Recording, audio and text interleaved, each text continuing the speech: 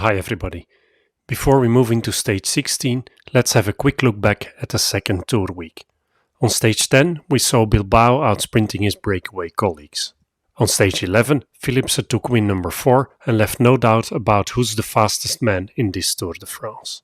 On stage 12, we were treated by an epic solo win by Jon Izagirre, and I had stage 13 down as a GC stage, yet UAE decided to wait for the final 500 meters before Pogačar made his move, allowing Kwiatkowski to take a brilliant stage victory atop the Grand Colombier. Stage 14 delivered the big fight between Pogačar and Vingegaard on the Jouplan, and while these two were watching each other, it was Rodriguez who sneaked away and made it back-to-back wins for the Ineos Grenadiers. Stage 15 went to the break as predicted. We saw Wout Poels taking his first Tour de France victory, and while I didn't call him yesterday, he was one of the 6 names I called for this stage in my Tour de France preview.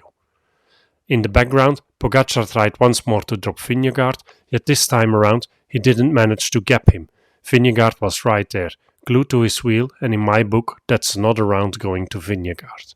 To me, it looks like the tables are slowly turning in the advantage of Vingegaard. Here's the GC going into the second rest day, with the Vingegaard-Pogačar battle still wide open. They're on a lonely height, and behind them it's all about a fight for third and the top 10, where currently Adam Yates and Rodriguez are looking best. In the points competition, Philipsen has taken a solid option on the green jersey. He's 144 points ahead of Pedersen and 145 points ahead of Coquard. At this point, there's only 310 points left to collect, 100 of which will go to the GC man or the break on stages 16, 17 and 20. So effectively, there's only 210 points left together for the fast man. So while Philipsen hasn't mathematically secured the jersey, he has taken a solid option, and unless he crashes or becomes sick, this one should be in the pocket. The points competition is still wide open and will be interesting to follow throughout the third week. Ciccone went on another points raid today and just managed to take over the jersey from Neilson Powless. Vingegaard and Pogačar are not far behind though, and they'll be Ciccone's main threat. Which brings us to stage 16, the only ITT of this year's tour, which may well turn out to be decisive for GC. Don't be fooled by the stage profile of this 22.4k ITT, which looks deceivingly flat, while the Côte d'Omancy is no joke, featuring 2 double-digit kilometers, and this can be but another Vingegaard versus Pogačar battle. Something which the betting odds confirm. It's a time trial for the climbers, and who rides into the top 10 will also be defined by those who go for it versus those who could do good here, yet will have to save their legs for stage 70. Interesting to note is that both in 2021 and 2022, Vingegaard has beaten Pogačar in the ITT on the third week of the Tour. Admittedly, none of these featured the amount of climbing we're seeing on this year's ITT, yet it's an interesting fact to consider. Here's the riders I'll be watching for this stage.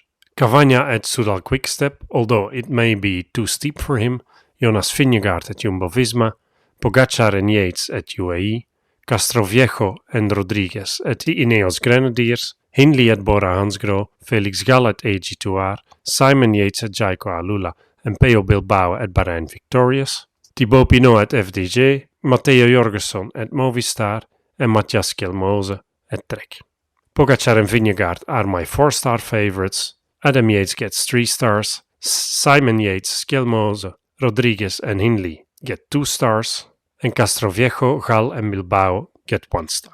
In terms of podium prediction for this stage, I have this feeling that Vingegaard is getting some traction again and will win this ahead of Pogačar and Simon Yates. Which now brings me to a quick look at the stages ahead, given that I won't be able to upload dailies for the rest of the final week.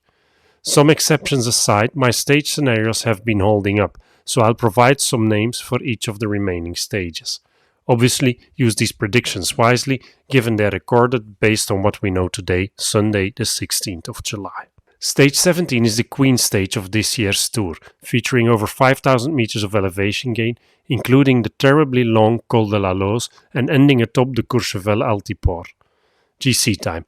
I'm expecting a similar scenario to the one we saw on stage 14. Jumbo-Visma will try and put Pogačar into trouble, and I think they'll manage. Stage 18 is for the remaining sprinters. With Ewan and Jacobsen out of the race, Philipsen will make it 5 ahead of Bauhaus and Groenewegen.